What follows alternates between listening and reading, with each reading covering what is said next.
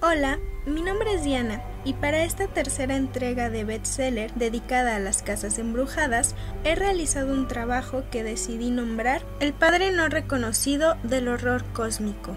Y es que cuando hablamos de literatura de horror cósmico es imprescindible mencionar a Howard Phillips Lovecraft, quien se concibe como el creador de este subgénero literario, que también recibe el nombre de horror Lovecraftiano. Pero ahora el protagonista va a ser William Hope Hodgson, personaje olvidado de finales del siglo XIX y gran influencia del estilo literario de Lovecraft, ya que su temprana muerte durante la Primera Guerra Mundial fue la principal causa de que su obra haya pasado desapercibida para muchos literatos de épocas posteriores. Me parece justo indagar y estudiar su estilo. La casa en el confín de la tierra, su segunda novela después de Los botes de Glencairn, marcó una nueva diferencia para la típica literatura gótica de su tiempo.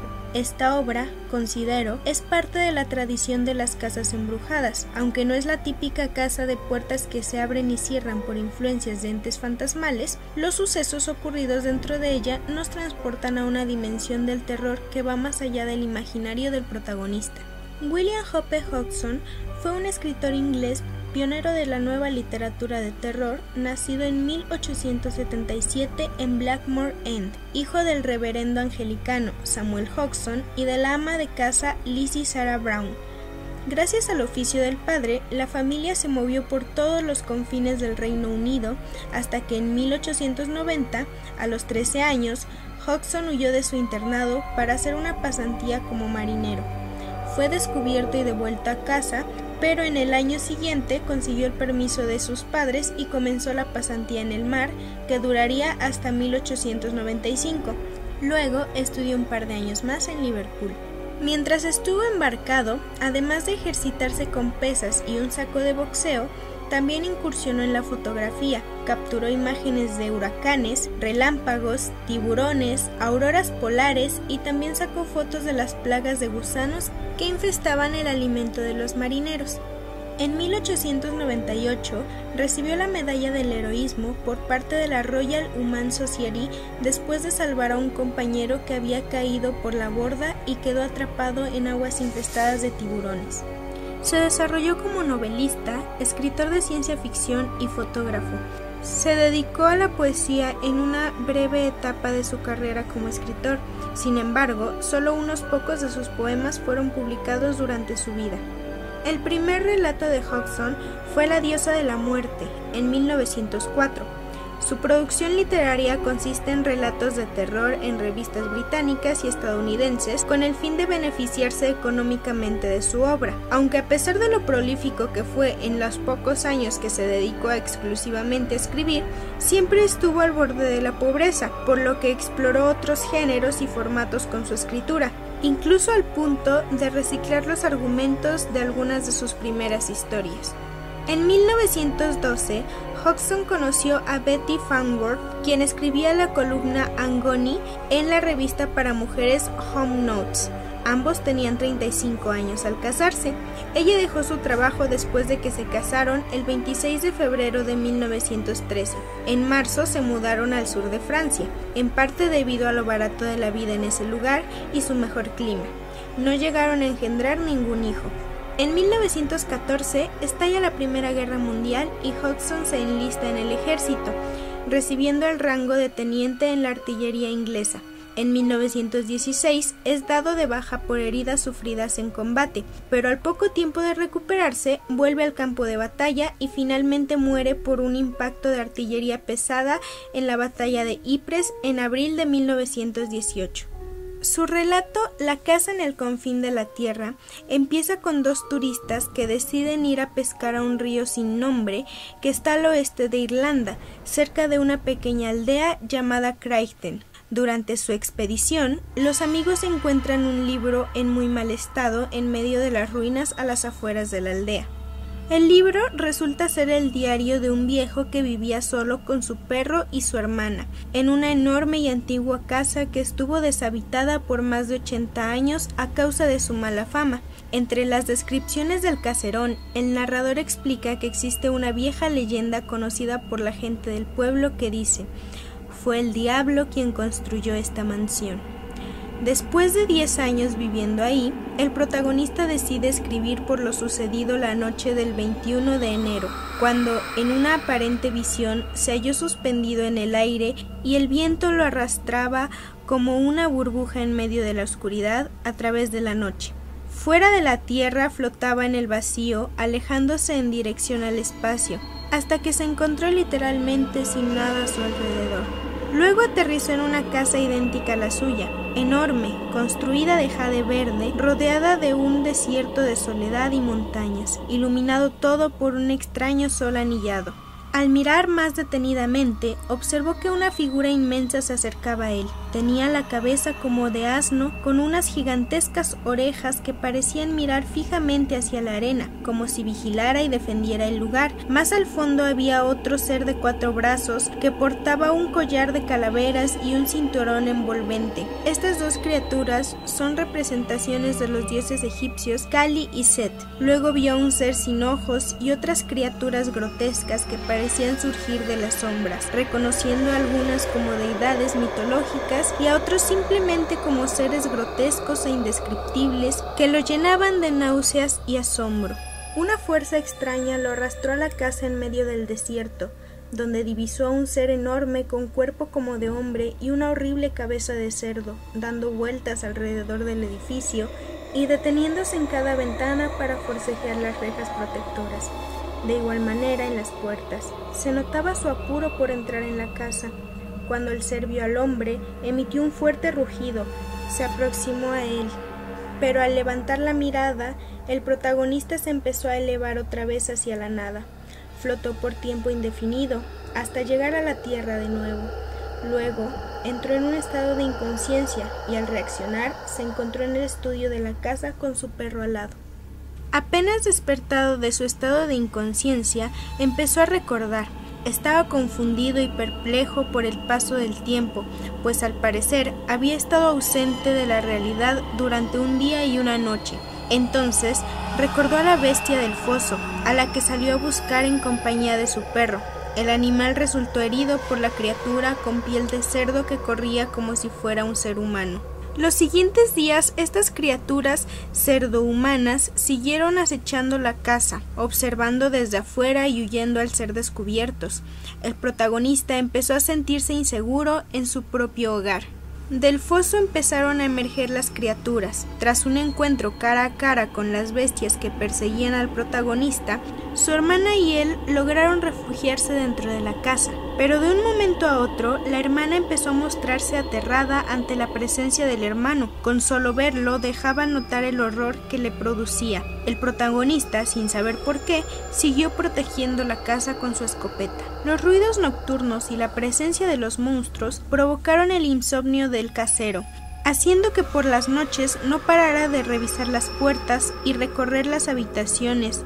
Las criaturas se empeñaban en ingresar a la casa y él en defenderla. Entre una de sus tantas visiones extraordinarias, llegó el punto en el que el protagonista empezó a experimentar una especie de sueño en el que el tiempo avanzaba cada vez más rápido. A través de la ventana podía ver que la casa flotaba en la nada del universo. Pudo ver el fin del mundo desde su ventana. La casa se llenaba de montones de polvo, los muebles se desmoronaban en cuestión de segundos y su cuerpo se sentía cada vez más viejo.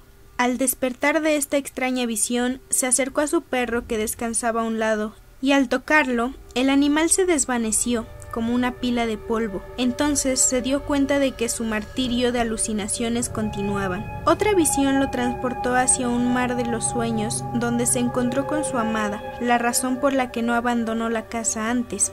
Cito: durante un considerable periodo, después del último incidente narrado de mi delirio, pensé seriamente en abandonar la casa. Así lo hubiera hecho si no hubiera sido por el grandioso y maravilloso acontecimiento que estoy a punto de relatar. Qué acertado estuve al quedarme aquí. A pesar de esas visiones y espectáculos desconocidos e inexplicables, si no me hubiese quedado, no habría vuelto a ver el rostro de aquella a quien tanto amaba. Sí, aunque nadie lo sabe, excepto mi hermana Mari, he amado y ay de mí, perdidamente. Terminó cita. El manuscrito termina con un extraño ruego. Cito: «Shh, Oigo algo allá abajo, en los sótanos. Es un sonido crujiente. Dios mío, es la trampa de roble abriéndose. ¿Quién puede haber hecho eso? El rasgueo de la pluma me ensordece. Debo escuchar. Se oyen pasos en las escaleras, pesados y extraños. Pasos que ascienden, acercándose. Dios mío, ten misericordia de mí. Soy un pobre viejo. Algo o alguien está tanteando el pestillo de la puerta. Oh Dios, ayúdame ahora. Dios mío, la puerta se está abriendo lentamente. Y termina. Los descubridores del manuscrito quedaron en shock después de leer la historia. No podían creer lo que estaba ahí escrito. Recordaron los jardines donde encontraron el diario, el temor que les inspiró aquel paraje y creyeron que estaban locos. Ambos decidieron disfrutar de sus vacaciones hasta que llegara el cochero para poder interrogarlo. Cuando llegó el hombre, lo primero que le preguntaron fue si sabía algo sobre el antiguo jardín y un foso enorme con un lago situado a unas millas río abajo, y había oído hablar de una enorme casa que se encontraba ahí cerca. Pero el hombre no sabía nada. Había un rumor sobre que era un paraje encantado, o había algo raro en torno a él. Le pidieron que averiguara algo con la gente del pueblo, mientras ellos se alistaban para irse. Cuando regresó, les dijo que un anciano le contó, y cito: existió un caserón muy grande en medio de los jardines. La casa había permanecido vacía durante muchos años. La gente del pueblo la evitaba. Se contaban de ella muchas historias, todas ellas malas. Nadie se acercaba jamás, ni de día ni de noche. En el pueblo era sinónimo de todo lo impío y espantoso. Hasta que un día pasó por el pueblo un extranjero que iba en dirección a la casa. Luego pasó de regreso y 3 meses después volvió, acompañado de una mujer y un gran número de asnos cargados. Pasaron sin detenerse en dirección a la casa. Desde ese día nadie los volvió a ver, solo el hombre al que habían contratado para llevarles provisiones mensualmente. Él nunca dijo nada, solo un día regresó agitado diciendo que la casa había desaparecido y que un extraño foso se abría en su lugar. Termino cita. Nadie sabe quién fue el autor del manuscrito. Su identidad quedó enterrada para siempre y desapareció de un modo tan extraño como la casa. Esta es la obra contada a grandes rasgos. Ahora, hablando un poco sobre la influencia de Hodgson en Lovecraft, hay que recalcar que después de su muerte, Bessie, la viuda de Hodgson, trabajó para mantener publicadas las obras de su esposo e incluso logró dar a conocer algunas que el autor no pudo sacar en vida. Después de la muerte de la esposa en 1943, el patrimonio literario quedó a cargo de la hermana del escritor, Lizzie. Lovecraft leyó a Hodgson aproximadamente en 1934 y, según las palabras de Juan Antonio Sanz, quedó tan impresionado con sus libros que no dudó en incluirlo en su canon de literatura sobrenatural como uno de los escritores más capaces a la hora de sumergir al lector en una naturaleza maldita y amenazante, a la par que ajena a este mundo. Según palabras de Lovecraft, cito: Hodgson solo es superado por Algernon Blackwood a la hora de tratar con seriedad lo irreal. Pocos le pueden igualar a la hora de bosquejar la cercanía de fuerzas sin nombre y de acosadoras entidades monstruosas, simplemente con insinuaciones casuales o con sentimientos transmitidos tras el contacto con lo espectral y lo anormal. Termino cita. Uno de los primeros ensayos literarios sobre la obra de Hodgson es The Weird Work of William Hope Hodgson, escrito por Lovecraft, dedicado a los botes de Glencairn en el número de febrero de 1937 de la revista The Photograph, e incorporado posteriormente en el libro El horror sobrenatural en la literatura.